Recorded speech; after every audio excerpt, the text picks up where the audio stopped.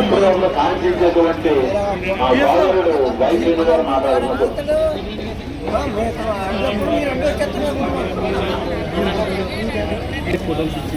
అందరికీ నమస్కారం. ఈ ఆర్యాపురం కోఆపరేటివ్ బ్యాంక్ 107వ మహాజనసభ సందర్భంగా విచ్చేసినటువంటి కస్టమర్లకి, ఈ కార్యక్రమానికి ముఖ్య అతిథిగా విచ్చేసినటువంటి నగర శాసనసభ్యులు ఆదిరెడ్డి శ్రీనివాస్ గారికి, తెలుగుదేశం పార్టీ రాష్ట్ర ప్రచార కార్యదర్శి అయినటువంటి గణికృష్ణ గారికి, ఈ యొక్క కోఆపరేటివ్ బ్యాంకు చైర్మన్ అయినటువంటి పెద్దలు గౌరవనీయులు చల్లా శంకరరావు గారికి, పాలకవర్గ సభ్యులకి, ఇచ్చేసినటువంటి సోదర సోదరులందరికీ కూడా హృదయపూర్వకంగా ముందుగా నమస్కారాలు తెలియజేసుకుంటూ, ఒక సమర్థత, ఒక నీతి నిజాయితీ కలిగినటువంటి వ్యక్తుల్లో ఒక సంస్థను పెడితే ఎంత అభివృద్ధి చెందుతుందన్న దానికి ఈ రోజున ఇక్కడ జరుగుతున్నటువంటి ఈ కార్యక్రమంలో సాక్ష్యంగా మేము భావిస్తూ ఉన్నాం. ఎందుకంటే 2019 నుంచి 2024 వరకు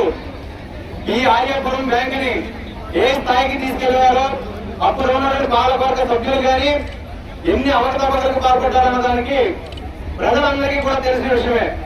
అంతకు ముందు ఉన్నటువంటి చైర్మన్ గా ఉన్నటువంటి చల్లా శంకరరావు గారి మీద కొన్ని తీవ్రమైనటువంటి అభియోగాల్ని తీసుకురావడం, ఆయన పైన కానీ ఆ పాలకవర్గం మీద కానీ, బ్యాంక్ అనేది ప్రజల అందరి యొక్క ఆస్తి. ఒక మధ్య తరగతి దిగుదల కుటుంబీకులందరూ కూడా తమ అవసరాల కోసం పెట్టుబడులు పెట్టి బ్యాంకు పురోభివృద్ధి కోసం, బ్యాంకు అవసరాలకు వాడుకునే కోసం ప్రజలందరూ కూడా దాంట్లో భాగస్వామ్యం ఉన్నటువంటి ఒక పబ్లిక్ సెక్టార్ సంబంధించిన సమస్య మీద ఇటువంటి ఎలిగేషన్ తీసుకొచ్చినటువంటి పాలకుల్ని ఆ రోజున ప్రజలందరూ కూడా నిశ్చితంగా గమనించడం జరిగింది. తదుపరి జరిగినటువంటి 2024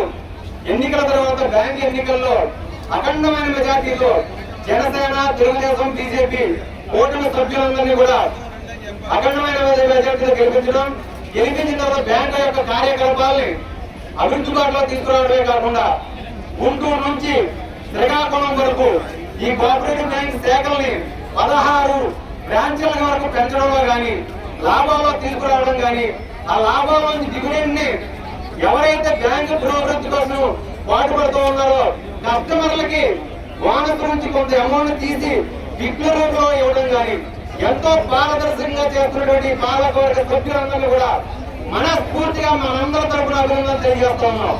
ఎందుకంటే బ్యాంకు యొక్క ఆస్తిని తన ఆస్తిగా భావించి మన ఇంట్లో ఒక వస్తువు కొనుక్కునేటప్పుడు ఎంత జాగ్రత్త తీసుకుంటామో, అలాగా ఇవాళ మనకి ఇస్తున్నటువంటి గిఫ్ట్ ఏదైతే ఉందో, బహిరంగంగా మార్కెట్ లో 1000-1200 రూపాయలు ఖరీదు చేసేటువంటి వస్తువుల్ని 400 రూపాయలకి మాట్లాడి, అంటే బ్యాంకు యొక్క డబ్బుని ఎక్కడ వృధా పోనివ్వకుండా